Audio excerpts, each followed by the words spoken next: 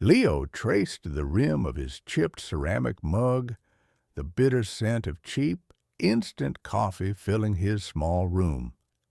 It was a meager fortress against the sprawling, indifferent city that hummed and roared outside his thin windowpane. The world was a symphony of ambition and steel, but in here there was only the quiet rhythm of survival. He was a humble boy, though at 24 the world already saw him as a man defined not by his dreams, but by the worn fabric of his clothes and the weary set of his shoulders.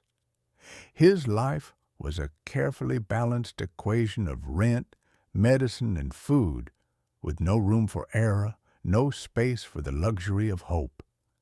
His days were spent in the cavernous, echoing halls of a downtown office building where he was part of an invisible army of cleaners. He moved through a world of polished marble and expensive silence, a ghost armed with a mop and bucket, erasing the footprints of the powerful while leaving none of his own. But his work, his exhaustion, his invisibility, it all served a single, sacred purpose. That purpose was sleeping fitfully in the other room, her breath a fragile whisper against the silence. His grandmother Maria was the anchor of his world and the reason for his struggle. She was a woman whose hands had once been strong enough to build a life from nothing, but were now frail, knotted with the pain of an illness that doctors spoke of in hushed, expensive terms. Her care was a relentless tide that threatened to pull him under, but he would not, could not, let it. He took a slow sip of the coffee. It was watery and lukewarm, a perfect match for the gray morning light.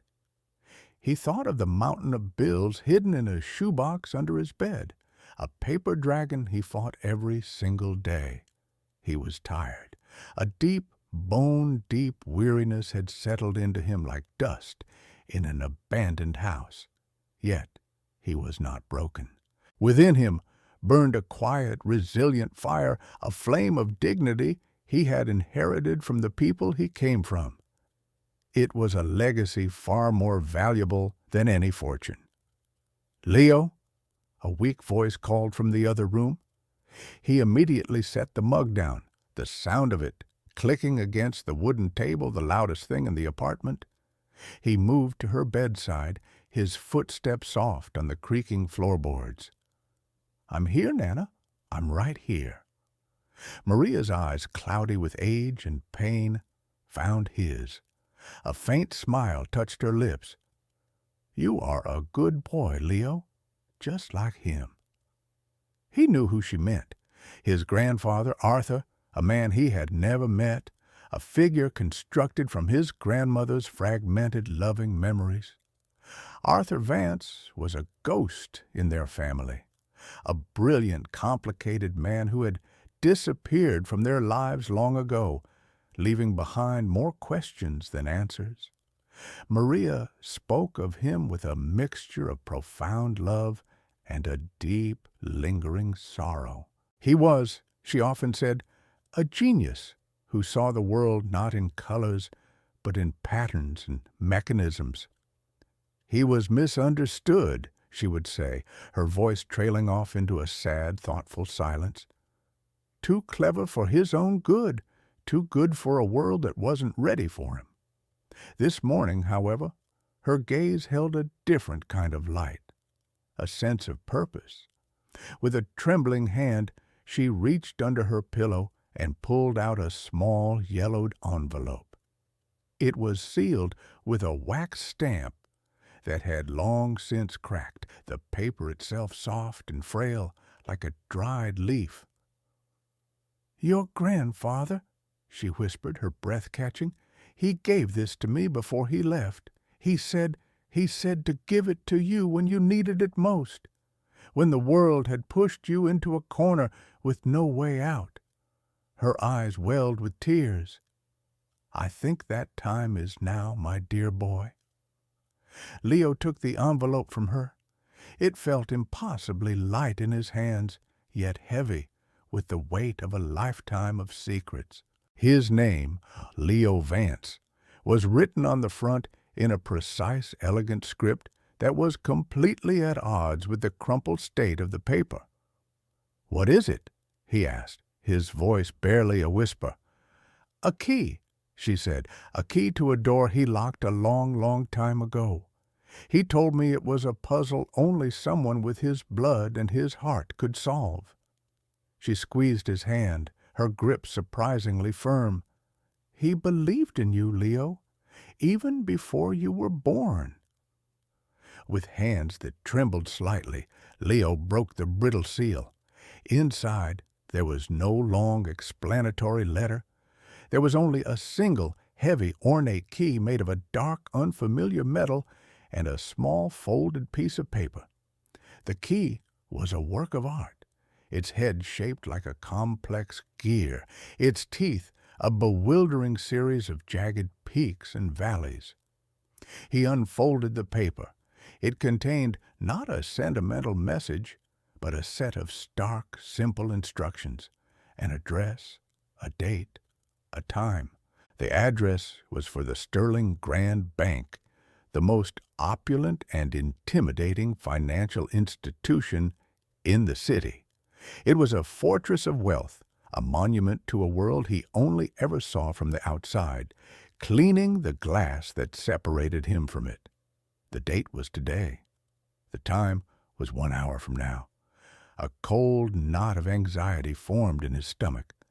What could his grandfather, a man who had vanished into obscurity, possibly have inside a place like that? A place that represented everything he was not? "Nana, this makes no sense," he said, showing her the paper. "The Sterling Grand Bank? What would I do there?" "I don't know, Leo," she admitted, her voice tired but firm. But Arthur was not a man of nonsense. Every gear he turned, every lever he pulled, had a purpose. If he sent you there, it is because you must go. She looked at him, her gaze piercing. You have his hands. You have his quiet way of looking at things. Go. Whatever is there, it is your legacy. He looked down at his own hands. They were calloused and stained from work, but they were, as she said, long and slender. The hands of a thinker, a builder. He had never known what to do with them other than scrub floors and carry burdens. A sense of strange, terrifying resolve began to settle over him. His grandmother was right. The world had pushed him into a corner. The medical bills were a rising tide, and he was drowning. Perhaps this bizarre inheritance from a phantom grandfather was the single piece of driftwood he had been praying for. He put on his best shirt, a faded blue button-down that was clean but frayed at the collar. He slipped the ancient key in the folded paper into the pocket of his worn jeans. He kissed his grandmother's forehead, her skin as soft as old parchment. "I'll be back soon," he promised, his voice steadier than he felt. The journey to the financial district was like traveling to another country.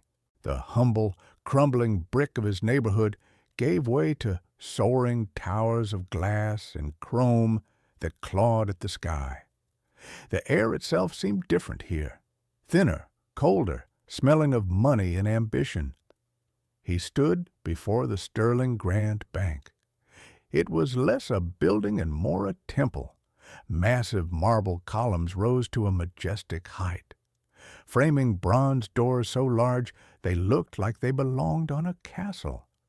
Men in sharp dark suits and women in elegant dresses moved through them with an air of effortless belonging, their faces set with a uniform expression of importance.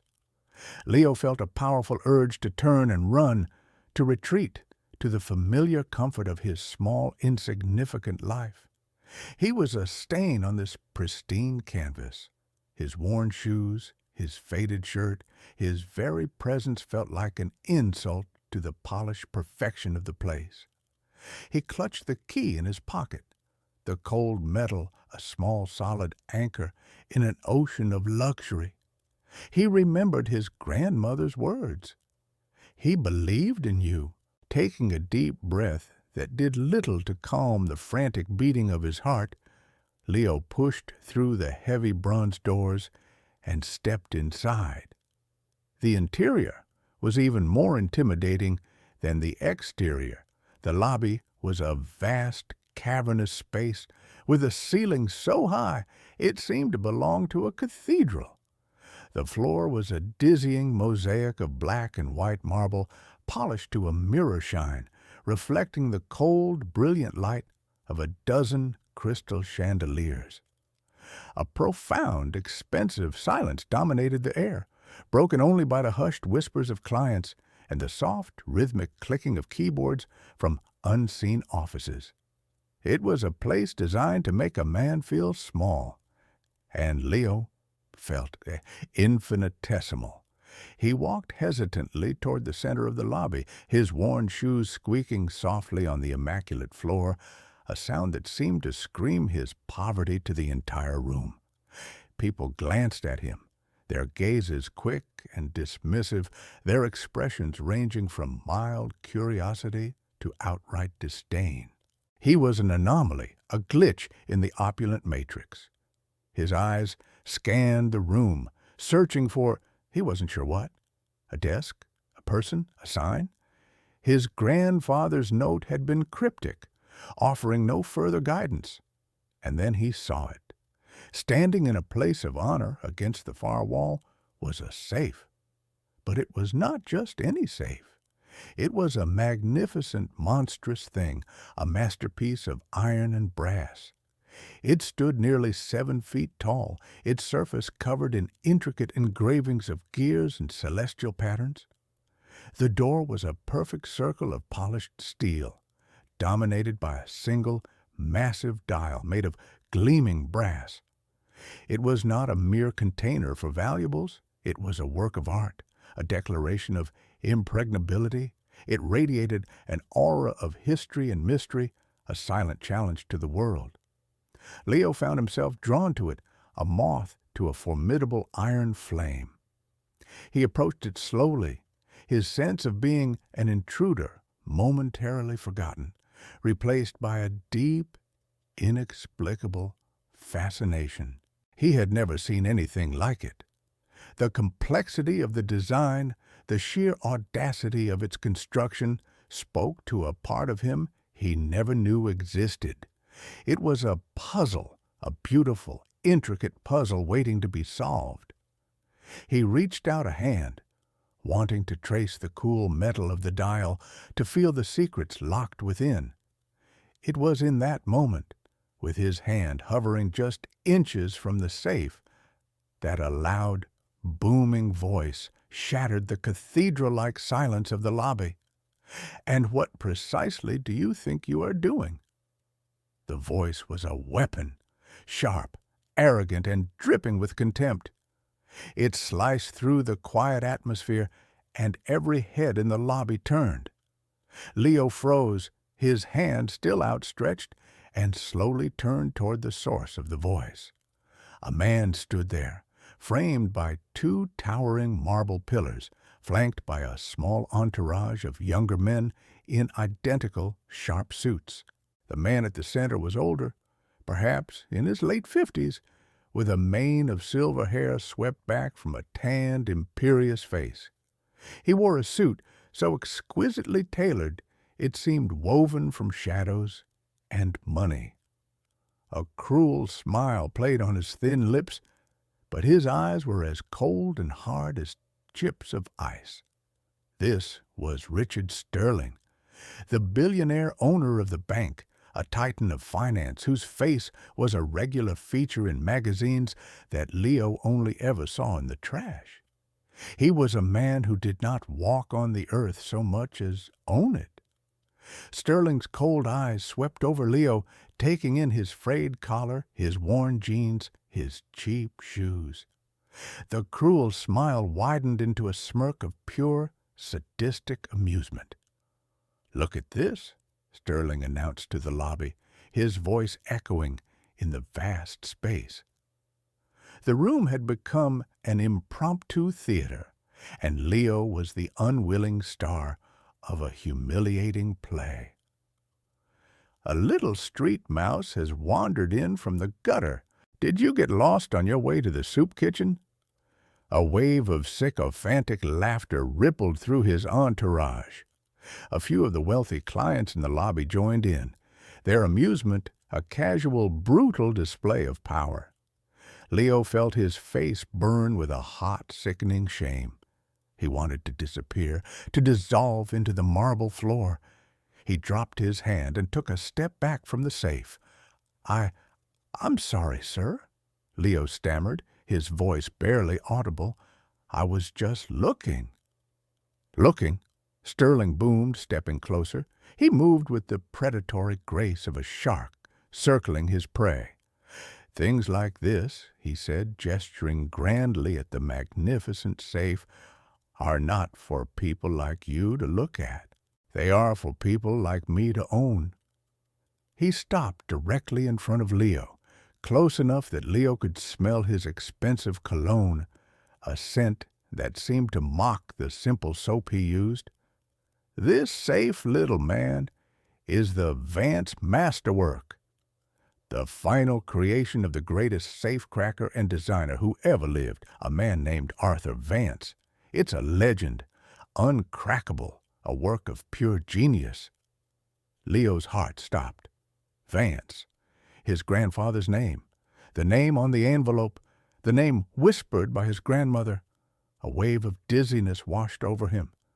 Sterling, oblivious to Leo's internal turmoil, continued his performance, his voice dripping with theatrical condescension. It said that only Vance himself, or someone who shared his impossible genius, could ever open it. And since he vanished years ago, a penniless failure, it has remained a beautiful, expensive statue in my bank. He leaned in, his voice dropping to a conspiratorial, mocking whisper that was still loud enough for everyone to hear. "So tell me, little mouse, when you were looking at it, did you imagine you could open it? Did you imagine a life of wealth and comfort, a life where you could afford a new shirt?" The laughter that followed this was louder, crueler. It washed over Leo in waves of pure degradation. He felt something inside him begin to fracture, a part of his quiet, resilient dignity cracking under the immense pressure of this public crucifixion. He said nothing. He simply stared at the floor, wishing it would swallow him whole. His silence seemed to infuriate Sterling, who had expected more of a reaction, more squirming, more begging. The billionaire's amusement curdled into a sharper, more vicious form of cruelty.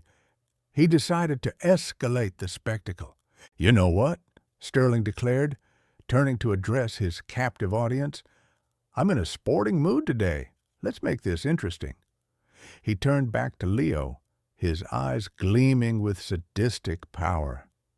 "I'll make you a bet, little man. A ridiculous, impossible bet."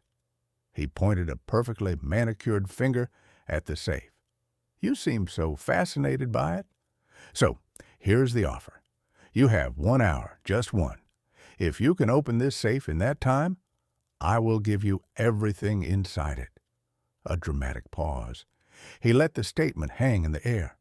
"And I myself," he continued, a triumphant smirk on his face, "placed $100 million in bearer bonds inside it this very morning. A little decoration." A collective gasp went through the lobby. $100 million. It was an absurd, fantastical sum, a number that didn't seem real. Sterling was playing with money the way a god might play with mountains. 1 hour, Sterling repeated, savoring the shock on everyone's faces. "Open this safe, and you walk out of here $100 millionaire. You can buy your grandmother a palace and a new shirt for every day of the year." The crowd murmured, a mixture of nervous excitement and morbid curiosity. They knew it was a farce. The safe was a legend. This poor boy was just a pawn in a rich man's cruel game. Sterling leaned in again, his smile turning into a venomous sneer. "But," he added, his voice dropping low, "if you fail, and you will fail, the terms are different. If that door is still shut when the hour is up, you will work for me for 1 year, for free. You will be my personal shoe shiner. You will kneel before me every morning and polish my shoes until I can see my reflection in them. A fitting job for someone from the gutter, don't you think?" The humiliation was now absolute. It was a choice between an impossible dream and guaranteed servitude. It was a trap with no escape, designed only for Sterling's amusement. Leo stood frozen, his mind reeling. The shame, the anger, the despair, it all swirled inside him, a toxic storm. He should refuse. He should walk away and swallow this bitter pill of degradation. That was the sensible thing to do. That was what he had always done. But then Sterling, seeing the hesitation in Leo's eyes, delivered his final, fatal blow. "What's the matter?" he taunted, his voice laced with mock sympathy. "Worried you won't be able to afford your family's medicine on a shoe shiner's salary? A boy who can't even provide for his own kin probably shouldn't be making bets with his betters." That was it. The mention of his family, the casual, cruel twisting of the knife into the deepest, most sacred part of his life. Something inside Leo did not just crack, it shattered. The years of quiet struggle, of swallowing his pride, of being invisible, it all fell away. The shame that had been burning his face moments before was replaced by a sudden, glacial calm. The storm inside him coalesced into a single, hard point of pure, cold resolve. He slowly lifted his head, his eyes meeting Richard Sterling's for the first time. There was no fear in his gaze anymore. There was no pleading. There was only a flat, unreadable stillness that momentarily unsettled the billionaire. Leo's gaze drifted from Sterling's arrogant face to the magnificent, impossible safe. He thought of his grandfather, the brilliant man who saw the world in patterns. He thought of the key in his pocket, a legacy he didn't understand. He thought of his grandmother, her frail hand placing that legacy into his. This was not a rich man's game anymore. This was a reckoning. He looked back at Sterling, his voice quiet, but carrying across the now silent lobby with perfect, chilling clarity. "I accept your offer." The war had begun. A hush fell over the lobby, deeper and more profound than before. The sycophantic laughter died in the throats of Sterling's followers. The casual amusement on the faces of the clients evaporated, replaced by wide-eyed disbelief. No one had expected this. They had expected the boy to crumble, to flee. They had not expected this quiet, defiant stand. Richard Sterling himself was taken aback for a fraction of a second. He had anticipated tears, or pleading, or a hasty retreat. He had not anticipated this sudden backbone, but his surprise quickly melted back into his default state of supreme arrogance. The mouse was fighting back. This would only make the final humiliation all the more delicious. "Excellent!" Sterling boomed, clapping his hands together in mock delight. "We have a spectacle. Someone bring a chair and a timer. Let the games begin." One of his assistants scurried away and returned with a large digital timer, placing it on a marble pedestal near the safe. The red numerals glowed menacingly. 60 minutes.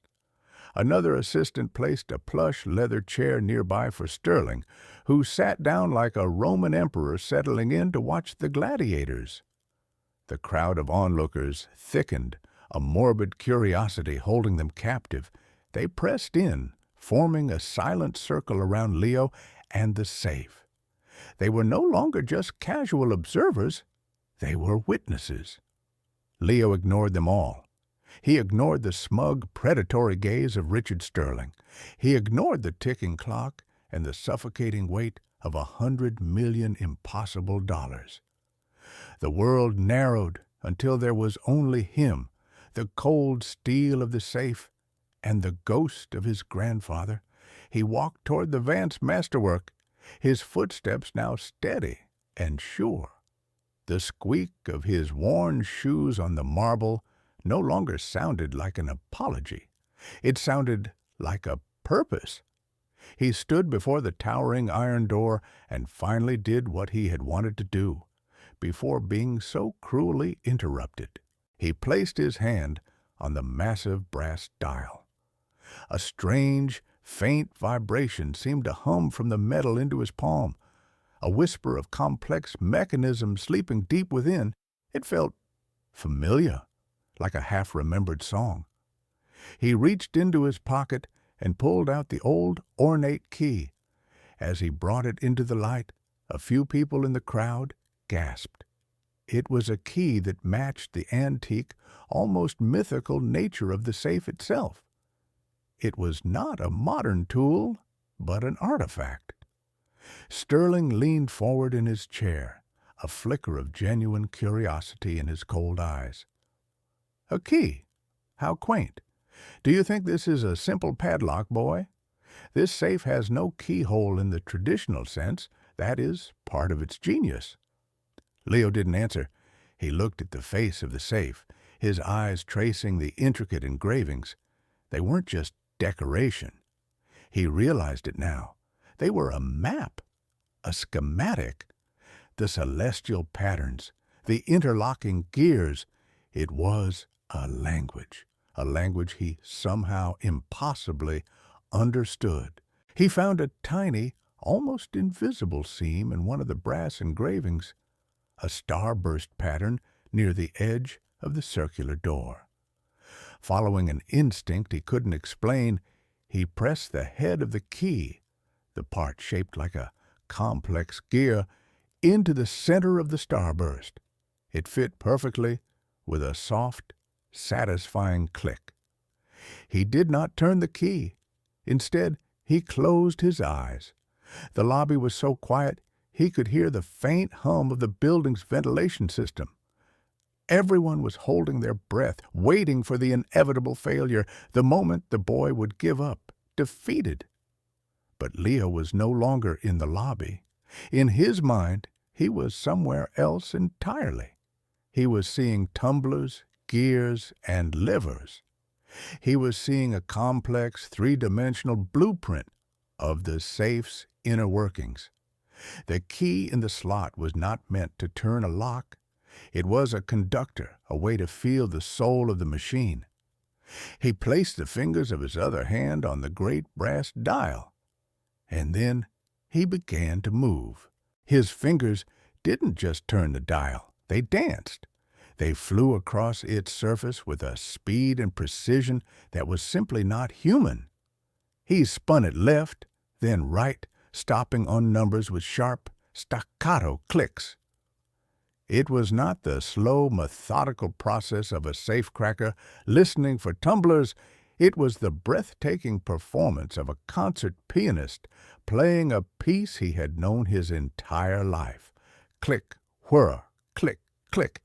The sounds coming from the safe were a symphony of mechanical perfection. Each movement of Leo's fingers was answered by a chorus of clicks and shifts from deep within the iron beast. He wasn't fighting the lock. He was communicating with it. He was speaking its language.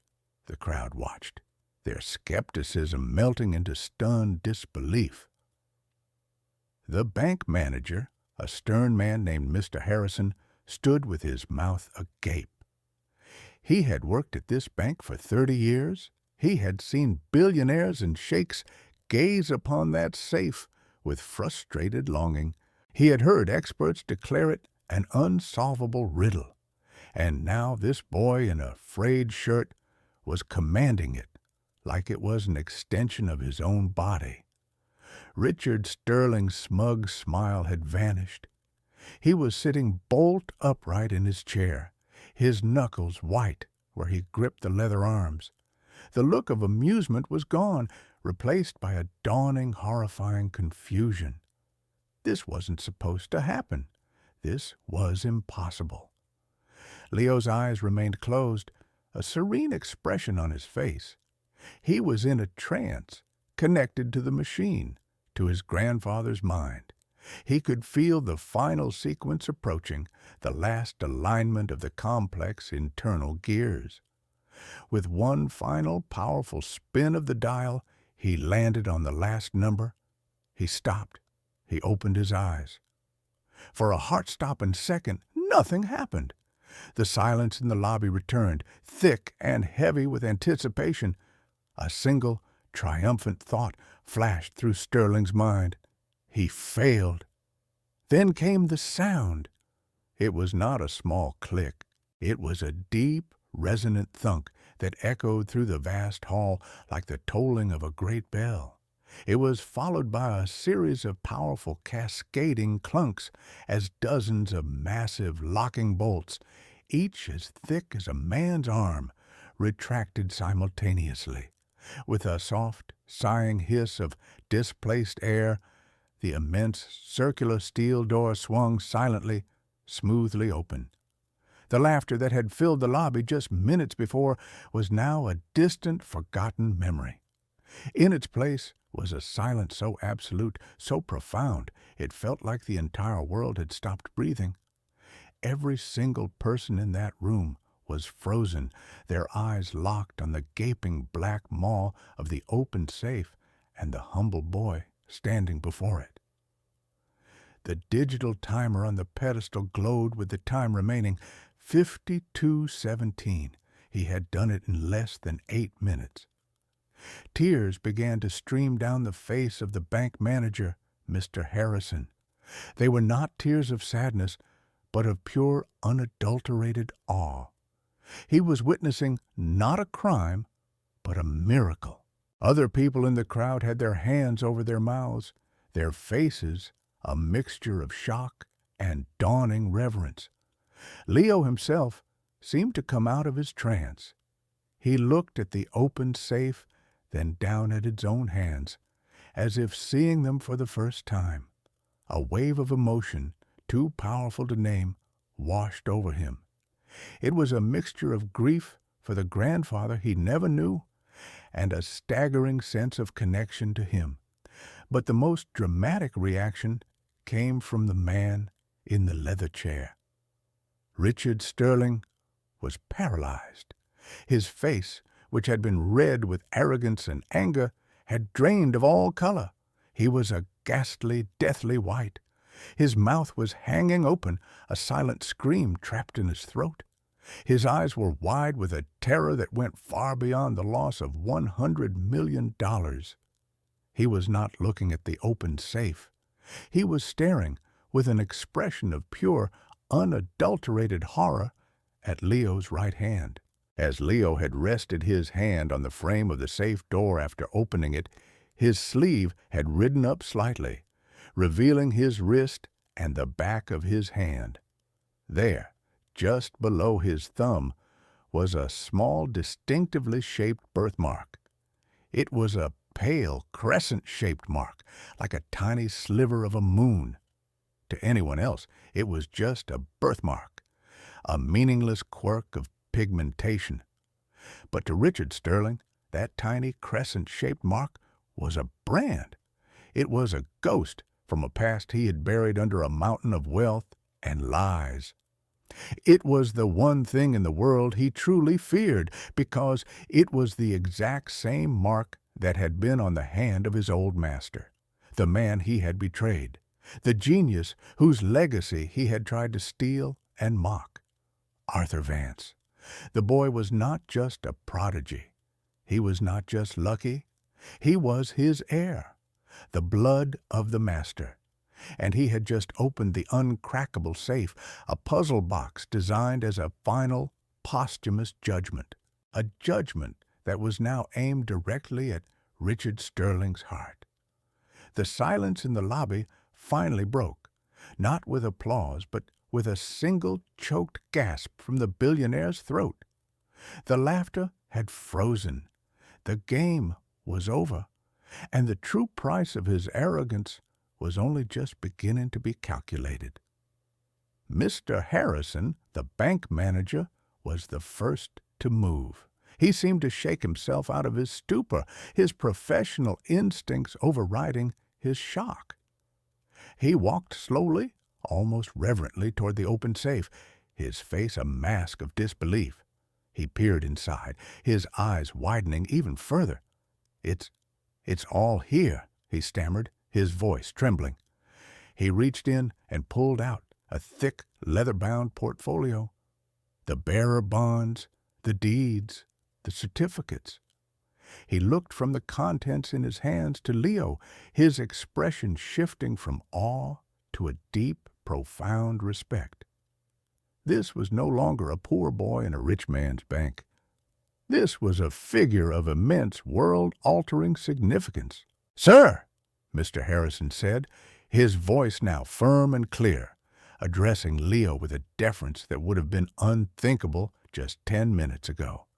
"According to the bet, this all belongs to you now." Sterling finally found his voice, a strangled, furious rasp. "No, this is a trick, a scam. That bet is null and void. He cheated." He scrambled out of his chair, his composure shattered, his face contorted with a mixture of rage and raw panic. His eyes were still fixed on the crescent mark on Leo's hand, as if it were a venomous snake poised to strike. "Arrest him! He's a thief!" But his shouts, which moments before had commanded the entire room, now sounded like the desperate ravings of a madman. No one moved to obey him. His own security guards looked at him, then at Leo, then at the open safe, their faces a study in confusion. The power dynamic in the room had not just shifted, it had been completely inverted. It was then that another voice, calm and authoritative, cut through the tension. "There has been no cheating here, Richard." An elderly man stepped forward from the edge of the crowd. He was tall and impeccably dressed in a simple but timeless gray suit, his posture ramrod straight, his face lined with the quiet wisdom of age. He moved with a grace and dignity that Sterling's manufactured arrogance could never hope to match. "Mr. Thomas," Sterling spat, his eyes widening in a new wave of panic. "What are you doing here?" "I am here to bear witness," the old man, Mr. Thomas, said, his voice quiet but carrying the weight of absolute authority. He walked to Leo's side and placed a gentle hand on his shoulder. He looked at Leo not with shock, but with a deep, knowing pride. "Leo," he said warmly, "your grandfather would be so incredibly proud of you." Leo stared at the old man, his mind struggling to keep up with the cascade of revelations. You knew my grandfather?" "I did more than know him, my boy," Mr. Thomas said with a sad smile. "My name is Albert Thomas. I was Arthur Vance's lawyer, his partner, and his dearest friend." He turned his gaze to Richard Sterling, and the warmth in his eyes vanished, replaced by a glacial contempt. "And I am the executor of his true last will and testament." Mr. Thomas looked around at the captivated audience. "You all know the legend of the Vance masterwork, but you do not know the story. Arthur Vance did not vanish a penniless failure, as this man so cruelly claims. He chose to disappear, disgusted by the greed and corruption of men like his former apprentice. He pointed a steady, accusatory finger at Sterling. Richard Sterling was once Arthur's student, a student with a sliver of talent but an ocean of avarice. Arthur took him in, tried to teach him that his craft was an art, a noble pursuit of perfection. But Richard saw only money. He saw only what could be stolen, what could be broken. Arthur fired him for his lack of honor, for an act of betrayal that nearly ruined a good family. Sterling's face was now a pasty shade of gray. "These are lies, slander from a senile old fool." "Are they, Richard?" Mr. Thomas asked calmly. "The safe you so arrogantly displayed as a trophy was never meant for you. It was a message, a test. Arthur knew your hubris. He knew that one day you would use this safe to humiliate someone you deemed beneath you. He built it as a trap, baited with your own greed." Mr. Thomas then addressed the entire room. "This safe cannot be opened by force. It cannot be cracked by a common thief.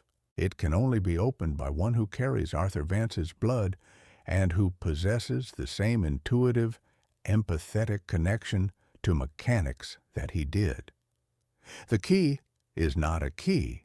It is an amplifier. The combination is not a series of numbers. It is a melody, a pattern woven into the very soul of the Vance family." He looked back at Leo, his eyes softening. "And the final piece of the puzzle is the mark of the maker." He gently lifted Leo's hand, showing the crescent birthmark to the stunned onlookers. A mark shared by Arthur and by his grandson, Leo. A mark you, Richard, would remember all too well. The puzzle was complete. The truth was laid bare for all to see. Leo was not just a boy who got lucky. He was the worthy heir, the chosen one, stepping into a destiny laid for him before he was even born. The bet was not a game. It was a judgment. But the revelations were not over. As Sterling's lawyers began to swarm, whispering furiously into their phones, trying to find a way to contain the disaster, a small elderly woman in a simple coat stepped out of the crowd. "Mr. Thomas is telling the truth," she said, her voice shaking but clear. "I remember Richard Sterling. 40 years ago, he tried to use a legal loophole to foreclose on my family's farm. We were about to lose everything." She looked at Leo with tears in her eyes.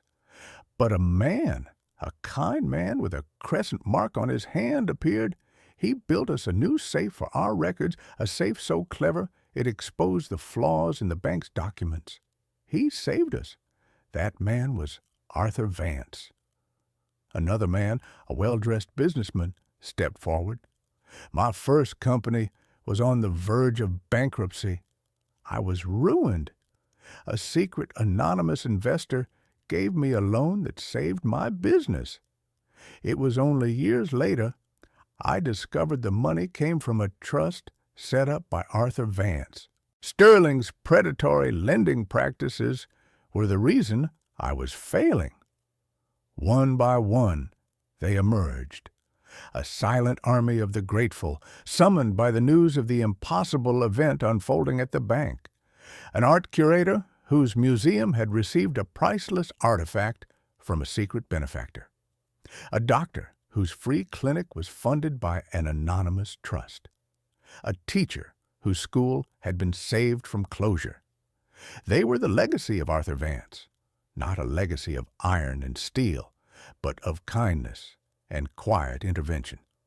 Each one carried a story, a piece of a larger mosaic that painted a devastating picture of Richard Sterling's long and sordid career, built upon the lives he had tried to crush, lives that Arthur Vance had secretly saved.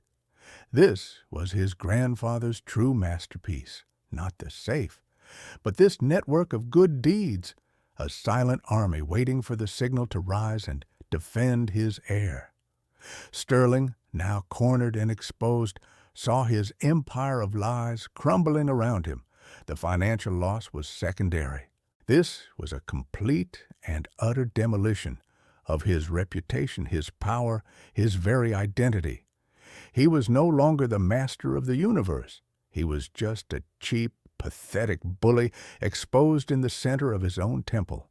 His face, which had been pale with shock, now became a mask of pure, unrestrained fury. The fear was gone, replaced by the cornered rage of a predator. If he was going down, he would try to drag everyone down with him. "This changes nothing," he bellowed, his voice raw. "The bet is a farce. The contents of that safe are assets of this bank. I will have all of you arrested for conspiracy and fraud." He jabbed a trembling finger at Leo. "And you? You think this is over? You think you've won? I will ruin you. I will ruin your pathetic little family. I will find that decrepit grandmother of yours, and I will see to it that she never sees the inside of a hospital again. I will buy the ground out from under your feet and the air you breathe." The threat was so vile, so nakedly evil, that a wave of revulsion went through the crowd. It was a fatal miscalculation. He had revealed the true, rotten core of his character to the world, erasing any lingering doubt anyone might have had. Leo, who had been listening to the stories of his grandfather's secret life with stunned reverence, felt a new strength flow into him. The last vestiges of the timid, invisible boy were burned away by righteous anger. He stepped forward, placing himself between Sterling and the crowd of his grandfather's allies. His voice, when he spoke, was no longer quiet. It was steady, powerful, and cold as steel. "You will do nothing," Leo said. "Your threats are as empty as your character." He turned to Mr. Harrison, the bank manager, who was watching the scene unfold with a look of dawning horror and resolve. "Mr. Harrison, the contents of that safe. You said there were deeds and certificates, not just bonds." Mr. Harrison, seeming to make a decision that would define the rest of his life, nodded slowly.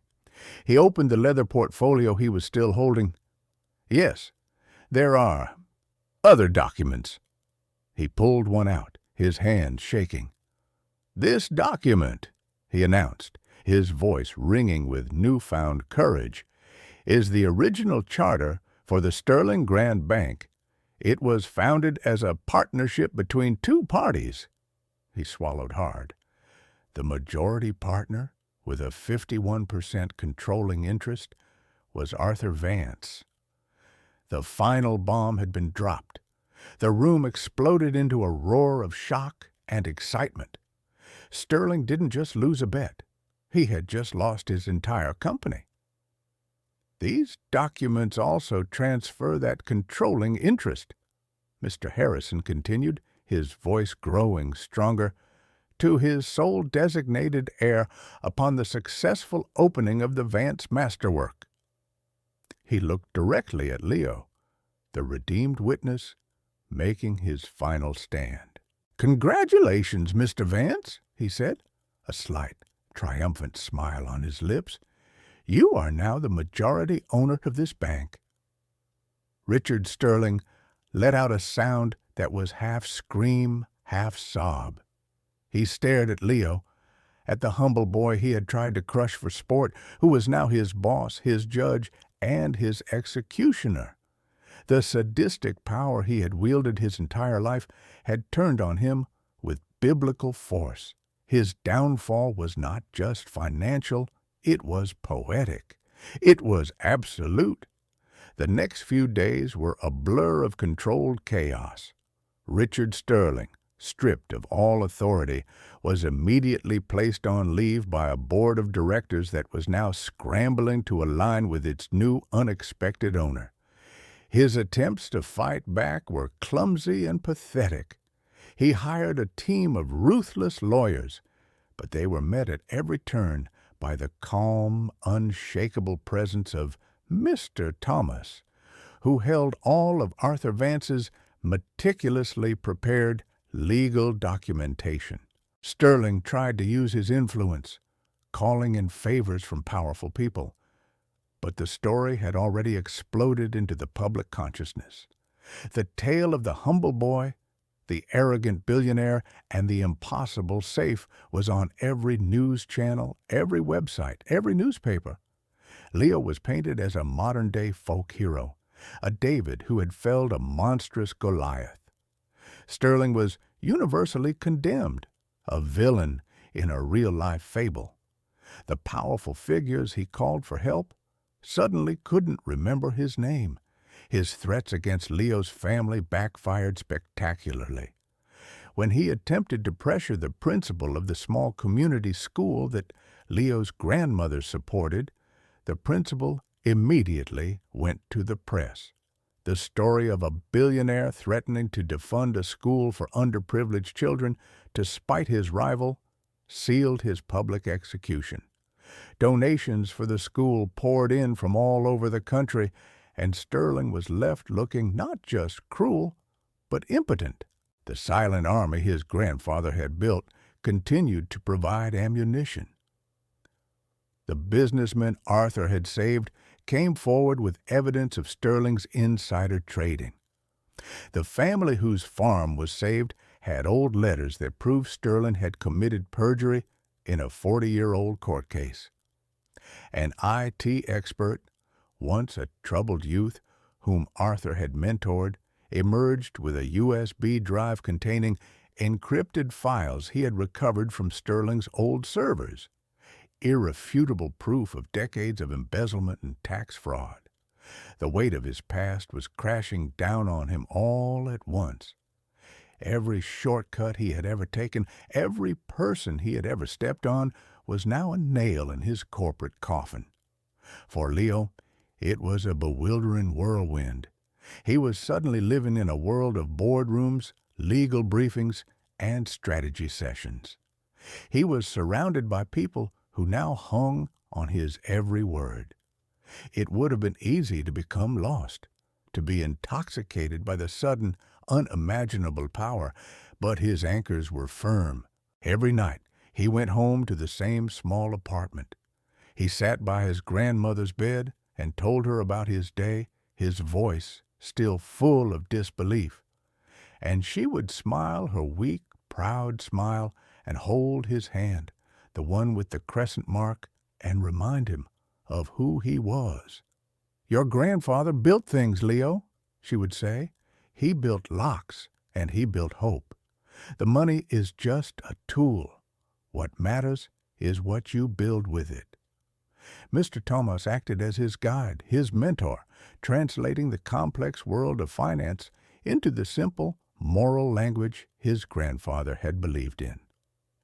"Your grandfather's philosophy was simple," Mr. Thomas explained one evening. "True wealth is not a fortress to be hoarded. It is a garden to be cultivated, so that many may eat from it." The final confrontation was scheduled for 2 weeks after the incident at the bank. It was an emergency shareholder meeting, called for the official vote to remove Richard Sterling from the board and formally install Leo Vance as the new chairman. The meeting was held in the bank's main boardroom, a cavernous chamber of dark wood and polished granite on the top floor of the tower. The air was thick with tension. The room was packed with shareholders, board members, lawyers, and a select group of journalists. Leo sat at the head of the long, intimidating table, Mr. Thomas at his side. He wore a simple, new suit, his first, but he felt as out of place as he had in the lobby 2 weeks prior. He looked at the faces around the table, a sea of calculating, wealthy eyes. Then the doors at the far end of the room opened, and Richard Sterling walked in. He had aged a decade in 2 weeks. His face was gaunt, his silver hair was disheveled, and the arrogant fire in his eyes had been replaced by a hollow, desperate gleam. But he was not defeated yet.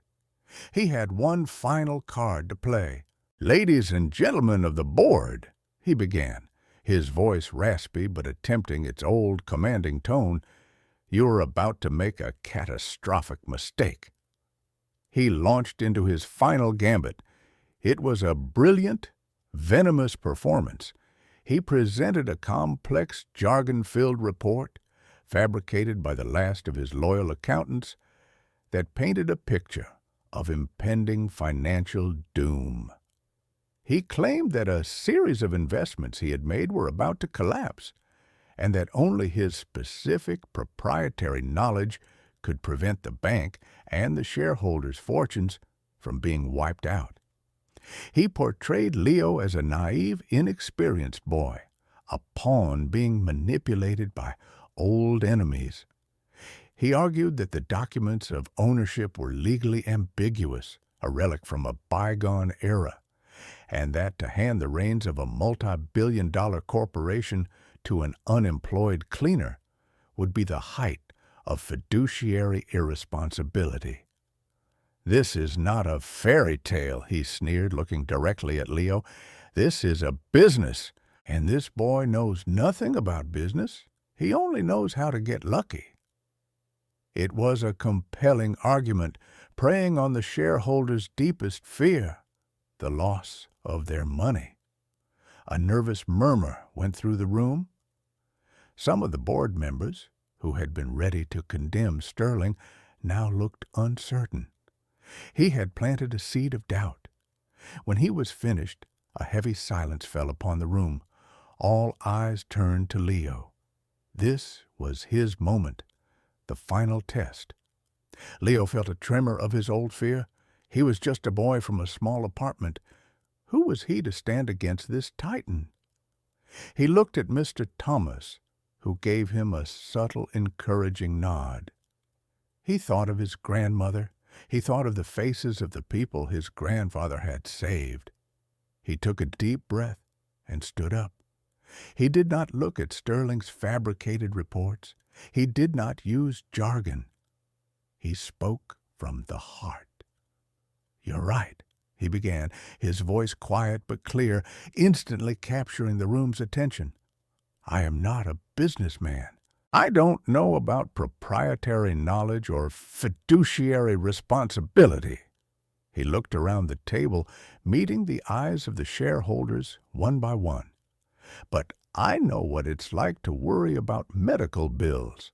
I know what it's like to choose between fixing a leaking roof and buying groceries. I know the value of a dollar because I've had to count every single one." He then turned his gaze to Sterling. "Mr. Sterling calls me lucky, but my grandfather's legacy isn't about luck. It's about character. He believed that a business, a bank, should serve its community, not prey on it. He believed that wealth should be a tool to build, not a weapon to destroy." Leo gestured to Mr. Thomas, who calmly placed a small, sleek USB drive on the table. "Mr. Sterling has presented you with a story of a financial crisis that only he can solve," Leo said. "On this drive, you will find a different story. It is the story of decades of embezzlement, of funds diverted from community projects into private offshore accounts, of a financial crisis that is not impending but has been actively manufactured by Mr. Sterling himself to hide his theft." He then gestured to the small group of people his grandfather had helped, who were sitting quietly at the back of the room as special observers. "And if you need to hear about character, you can talk to them. They are the living proof of the difference between building a legacy and building an empire on the ruins of other people's lives." He had systematically, calmly, and morally dismantled Sterling's entire reality. He hadn't fought him on the battlefield of finance, a field Sterling controlled. He had moved the battle to the field of morality, where Sterling was bankrupt. Mr. Harrison, the bank manager, now acting as temporary board secretary, took the USB drive and inserted it into the boardroom's main computer. On the massive screen behind Leo, spreadsheets appeared. Incontrovertible, damning evidence of Sterling's crimes laid bare for all to see. The numbers told a story far more powerful than Sterling's lies. The verdict was instantaneous and unanimous. The shareholders, seeing the raw theft and moved by Leo's simple, powerful integrity, voted as one. A sea of hands went up to oust Richard Sterling. Not a single hand was raised in his defense. "The motion carries," Mr. Harrison announced, his voice ringing with the finality of a judge's gavel. "Richard Sterling is hereby removed from the board of directors and stripped of all titles and privileges effective immediately. All of his personal and corporate assets are to be frozen, pending a full criminal investigation." Sterling stood there, his mouth opening and closing, but no sound came out. The last of his power, his final gambit, had evaporated into nothing. He was utterly, completely, and irrevocably finished. Two security guards, the same ones who had watched him humiliate Leo in the lobby, approached him. They were no longer his employees. They were agents of the new order. "Mr. Sterling," one of them said, his voice polite but firm, "you need to come with us." They escorted him from the room. He didn't look back. He walked like a dead man, his empire, his reputation, his entire life collapsing into dust behind him. The doors of the boardroom closed, shutting him out forever. He was defeated, humiliated, and utterly alone. The flash of a journalist's camera from the hallway caught his face in a moment of pure, vacant despair, a photograph that would become the lasting image of his spectacular fall from grace. Inside the boardroom, a stunned silence held for a moment, and then it was broken by a sound Richard Sterling had never once heard in that room: applause. It started with one shareholder, then another, then the entire room rising to their feet in a thunderous standing ovation. It wasn't for the money they had just been saved. It was for the boy who had saved it, the boy who had reminded them of a concept many of them had long forgotten: honor. Leo stood amidst the storm of applause, a sense of profound, dizzying relief washing over him. He felt a hand on his shoulder and turned to see Mr. Tomas, his eyes shining with tears. "It is done, Leo," the old man said, his voice thick with emotion. "Justice is done." In the quiet aftermath of the storm, life began to find a new, unfamiliar shape. The first thing Leo did was not to move into a mansion or buy a fleet of expensive cars. He went to the hospital where his grandmother had been transferred and sat by her bedside in a private sunlit room. He held her hand and watched her sleep peacefully, the lines of pain on her face already starting to soften. He had a long, quiet conversation with the country's best doctors, who spoke not of managing her illness, but of curing it. For the first time, the word hope in relation to her health was not a desperate prayer, but a medical prognosis.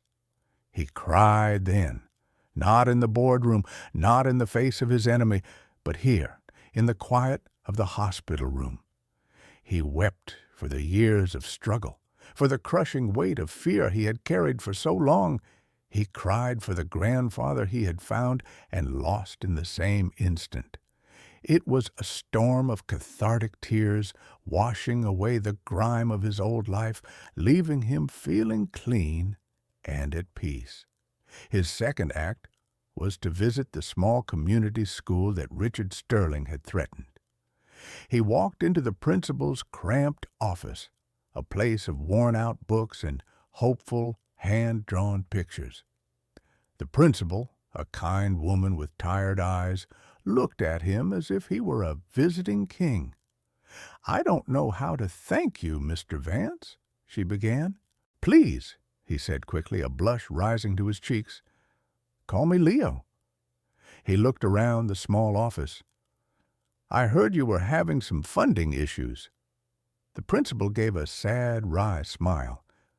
"We always have funding issues, Leo." "Not anymore," he said. He explained that he was not only guaranteeing the school's budget for the next 50 years, but he was also establishing the Arthur Vance Scholarship for young innovators. It would provide a full ride to any university for any student who showed a spark of that unique, creative genius his grandfather had embodied. He wasn't just giving them money. He was investing in the future architects of a better world. The healing of past wounds extended beyond his own. He learned more about his family's history from Mr. Thomas, discovering he had distant relatives, descendants of his grandfather's estranged sister, who had been driven apart by a family feud long ago. Leo reached out, bridging a gap that had existed for 2 generations, and began the slow, careful process of knitting his fractured family back together. A few weeks later, when the dust had truly settled and his new role was becoming less terrifying and more real, Mr. Thomas approached him with one final item from the Vance masterwork. It was a sealed letter tucked away in a hidden compartment at the very back of the safe. It was addressed simply to my heir. Leo took the letter to a quiet park, a small patch of green amidst the concrete canyons of the city. He sat on a bench and, with trembling hands, opened the final message from his grandfather. The letter wasn't about the bank or the money or Richard Sterling. It was a moral treatise, a father's advice to a son he would never meet. "My dearest grandson," it began, the script as elegant and precise as it had been on the envelope. "If you are reading this, then the trap I set long ago has finally sprung. It means you have found your way to the masterwork, and that the blood in your veins and the character in your heart have proven true. I am sorry for the burden this legacy places upon you, but I am not sorry for the test. Power in the wrong hands is a poison. I had to be sure. Do not be impressed by the money. It is paper and ink, nothing more. It is a tool, and like any tool, its worth is determined by the hand that wields it. You can use it to build walls or to build bridges. You can use it to cage others or to set them free. I have watched men like Richard Sterling, men with hungry ghosts in their souls, use their wealth to create deserts of misery. I beg of you, my boy, use this wealth to plant gardens. The safe was my final puzzle, but it was not my masterpiece. My masterpiece is the network of lives I was able to touch, the small acts of kindness that ripple outward in ways we can never fully predict. That is true wealth. That is the only legacy that endures. The safe was merely a key to a toolbox. The real work, the work of building a better world, now falls to you. Do not let this new world change you. Remember the feel of a worn-out shirt. Remember the taste of cheap coffee. Remember what it is to struggle. Let that memory be your compass. It will keep you humble. It will keep you human. I never had the chance to know you, but I have believed in you every day of my life. You are the final gear in a machine I designed long ago, a machine of justice. Go now and do good work. With all my love, your grandfather, Arthur Vance. Leo folded the letter, his eyes blurred with a fresh wave of tears. He finally understood. The $100 million was not the treasure. The company was not the prize. The real inheritance was this compass, this moral blueprint left for him by a man who had seen the best and worst of the world and had chosen decisively to be a force for good. He looked up at the sky, at the tall buildings of the city that had once seemed so intimidating. They no longer looked like fortresses of power. They looked like opportunities. They looked like things that could be reshaped, rebuilt, and made better. The humble boy was gone, but the humility remained, stronger and more deeply rooted than ever. He had found his power, and now he knew exactly what he was going to build with it. 10 years later, the Sterling Grand Bank was a memory, a ghost in the city's financial history. In its place stood the Vance Trust and Community Bank, its name etched in clean, modern lettering above the same bronze doors. The interior was no longer a cold temple to wealth. It was bright, open, and welcoming. The oppressive silence had been replaced by the quiet hum of productive, collaborative work. The Vance Masterwork still stood in the lobby, its door now permanently open. It was no longer a symbol of impregnability, but a monument to a legacy of ingenuity and justice. Inside, it held not bearer bonds, but a rotating display of projects funded by the bank's charitable foundation, blueprints for affordable housing complexes, photographs of newly renovated public parks, and success stories from the Arthur Vance Scholarship Program. Leo Vance was now 34 years old. He was no longer a boy, but he had kept his promise to his grandfather. The immense wealth had not corrupted him, it had ennobled him. He was one of the most respected figures in the city, not for his net worth, which was vast, but for his integrity, which was immeasurable. He still lived simply, his greatest luxuries being his grandmother's complete recovery, and the joy he derived from the work his foundation accomplished. One crisp autumn afternoon, Leo was walking through a park his foundation had recently saved from redevelopment. It was a vibrant oasis of green, filled with the laughter of children and the peaceful murmur of city dwellers enjoying a moment of respite. He saw a scene that sent a jolt of memory through him. A young girl, no older than 16, was playing a cello on a small patch of grass, her instrument case open for donations. She played with a raw, breathtaking passion, her music full of a beautiful, aching melancholy.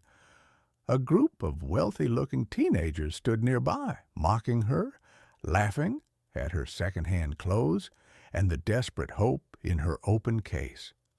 Leo felt a familiar, cold anger, but it was tempered now by a decade of quiet power.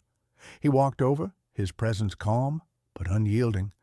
The teenagers, recognizing him instantly, fell silent, their arrogant smirks vanishing. "I think this young lady deserves to play in peace," he said, his voice quiet but firm.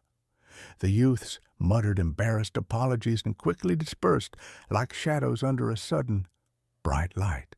Leo turned to the young cellist, who was looking at him with wide, star-struck eyes. He smiled warmly, a smile free of condescension. "That was beautiful," he said, gesturing to her cello. "You have a gift." The girl blushed. "Thank you, sir. I'm just trying to save up for lessons." Leo sat down on the grass beside her, ignoring the fact that he was wearing a $1,000 suit. He listened as she told him her story, a story of talent and poverty, of a big dream in a small, struggling world. It was a story he knew by heart. When she was finished, he looked at her with a kind, serious expression. "What is your name?" "Clara," she whispered. "Clara," he said. "How would you like a full scholarship to the Juilliard School? The Arthur Vance Foundation has a special program for gifted musicians. It covers tuition, living expenses, everything. Clara stared at him, her mouth falling open. Tears welled in her eyes, tears of disbelief and overwhelming, life-altering hope. But why? You don't even know me. Leo looked out across the park, a gentle, reminiscent smile on his face. Because a long time ago, he said softly, someone believed in me when no one else did. He left me a key that opened a door I never knew existed. He turned back to her, his eyes full of a profound, sincere kindness. I'm just paying it forward. As he made the arrangements for Clara's future, a news report flickered on a large public screen on a nearby building. The sound was off, but the headline was clear. It was a small, insignificant story about the recent death of a former billionaire, Richard Sterling. He had been released from prison years ago after serving his sentence for fraud, but he had never recovered. He died penniless and alone in a state-run nursing home, a forgotten relic of a greedier time. Leo glanced at the screen for only a moment. He felt no triumph, no satisfaction, just a faint, fleeting flicker of pity for a man who had been given every advantage in the world and had built nothing that mattered. Justice had been served long ago, not in a prison cell, but in a boardroom where character had finally outweighed capital. He turned his attention back to the hopeful young musician beside him, his heart full. His grandfather had been right. The money was just a tool. The real fortune was this moment, this continuation of a legacy. The seeds of kindness Arthur Vance had planted so long ago had grown into a mighty forest, and in its shade new seeds were being sown. The harvest would be eternal.